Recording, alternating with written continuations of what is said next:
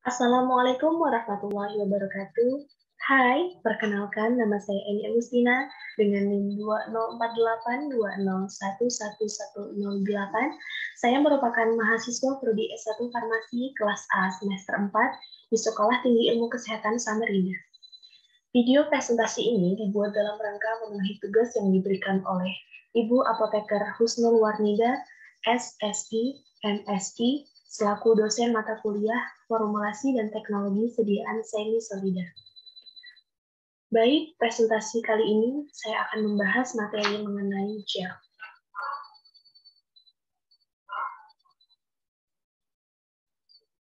Kita mulai dari definisi. Gel merupakan salah satu bentuk sediaan semi-solida atau sediaan yang tidak padat dan juga tidak cair.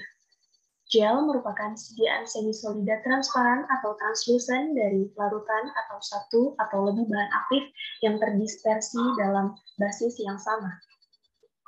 Menurut Departemen Kesehatan Republik Indonesia tahun 1995, gel merupakan sediaan sistem semi padat terdiri dari suspensi yang dibuat dari partikel anorganik yang kecil atau molekul organik yang besar terdispersi oleh suatu cairan.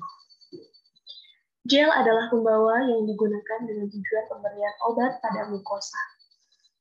Menurut Pharmacopeia Indonesia edisi 5 tahun 2014, sediaan gel kadang disebut jelly merupakan sediaan semi padat yang terdiri dari suspensi yang dibuat dari partikel anorganik kecil atau molekul yang organik besar yang terdispersi oleh suatu cairan. Kemudian kita membahas kelebihan dari gel. Yang pertama, memberikan efek dingin, yang kedua, melembabkan, yang ketiga, mudah dicuci dengan air, yang keempat, tidak menutup pori-pori, dan yang kelima, memiliki daya serap yang baik. Di samping kelebihan gel, ada pula kekurangan dari gel, yaitu yang pertama, banyak mengandung air, yang menyebabkan gel berpotensi terkontaminasi oleh mikroba, dan yang kedua, terjadi penguapan air sehingga dapat menyebabkan kulit menjadi kering. Yang ketiga, dengan menggunakan bahan pembentuk gel atau gelling agent, akan menjadi sumber nutrisi mikroba sehingga memiliki potensi sebagai media pertumbuhan mikroba. Selanjutnya, karakteristik sediaan gel. Yang pertama adalah bersifat swelling, atau komponen pembentuk gel dapat mengabsorpsi cairan. Kemudian yang kedua adalah sineresis, atau proses yang terjadi akibat adanya kontraksi di dalam massa gel atau pengerutan gel. Kemudian efek suhu. Suhu mempengaruhi struktur gel. Kemudian yang keempat, efek elektrolit. Gel hidrofilik, di mana ion berkompetisi secara efektif dengan koloid. Yang kelima, elastisitas dan rigiditas. Bentuk struktur gel resisten terhadap perubahan dan mempunyai aliran viskoelastik. Dan yang terakhir adalah rheologi, yaitu sifat aliran pseudoplasis.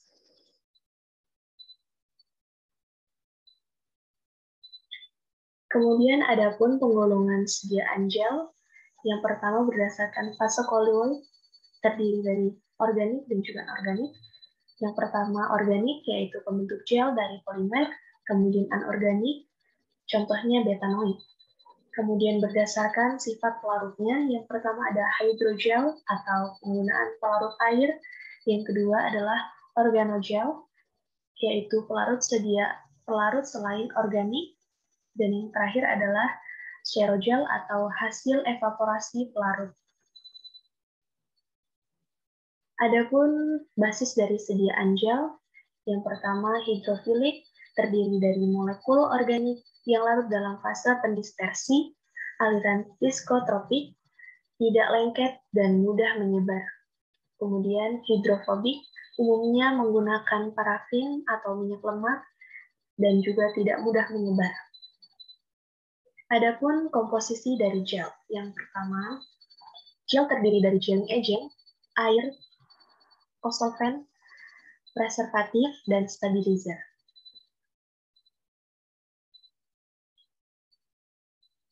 Gelling agent terdiri dari protein, kolagen, dan gelatin. Kemudian ada polisakarida, contohnya ada agar, alginate, gum, peragakan, dan pektin. Kemudian ada polimer semi-sintetis yang terdiri dari metil selulosa, CMC, dan HPMC.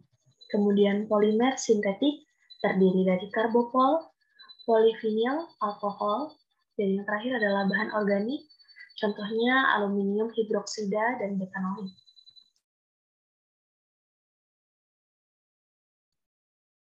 Kemudian ada pun eksipien sediaan gel. Yang pertama, pengawet, contohnya metilparaben dan propilparaben. Yang kedua adalah chelating agent, contohnya EDTA. Dan yang ketiga ada humectant, contohnya propylene glycol. Dan yang terakhir adalah enhancer, contohnya glycerin dan propylene glycol.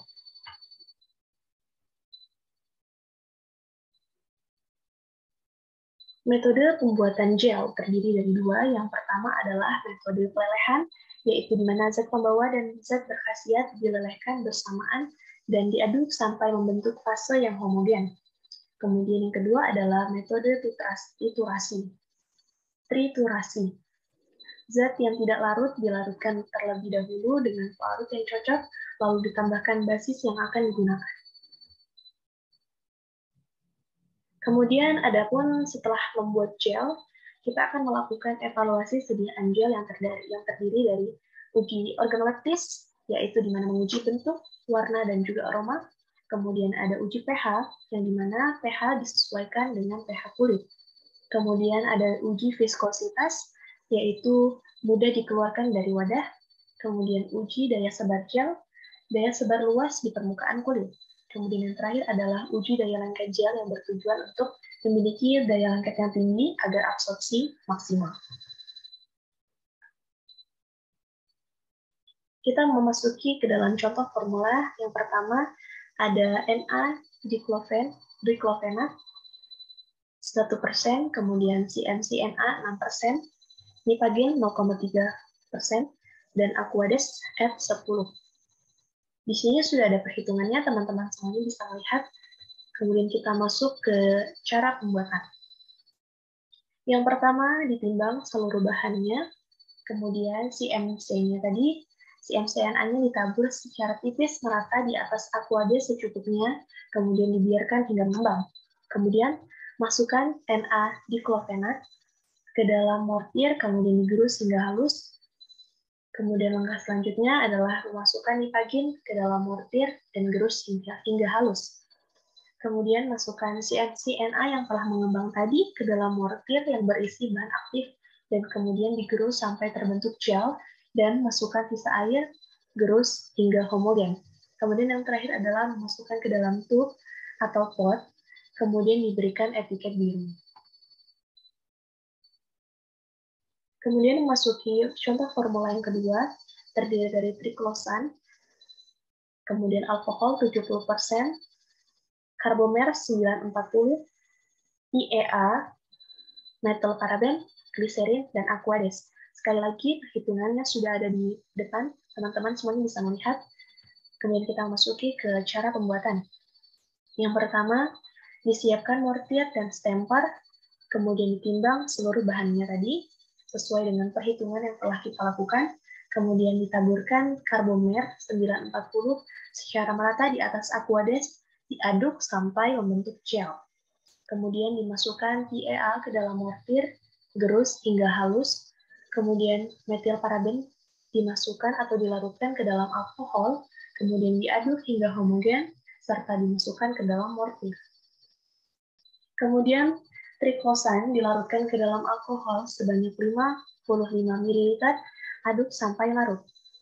Kemudian masukkan ke dalam mortir, aduk hingga homogen, pindahkan ke dalam gelas beker yang telah dikalibrasi. Kemudian yang terakhir, tambahkan Aquades sampai 100 ml, diaduk hingga homogen, kemudian dimasukkan ke dalam pot dan diberi etiket biru. Kemudian ada pun evaluasi sediaan gel yang berbahan aktif triklosan. Yang pertama ada uji organoleptis, kemudian ada homogenitas, uji pH, berat jenis, viskositas, sifat alir, dan daya antiseptik. Baik, sekian yang dapat saya sampaikan dalam presentasi kali ini. Semoga membantu dan semoga apa yang saya jelaskan tadi cukup mudah dipahami dengan teman-teman semuanya. Saya mengharapkan kritik serta saran yang bersifat membangun demi memenuhi kriteria yang lebih sempurna dalam video saya selanjutnya. Terima kasih saya ucapkan. Wassalamualaikum warahmatullahi wabarakatuh.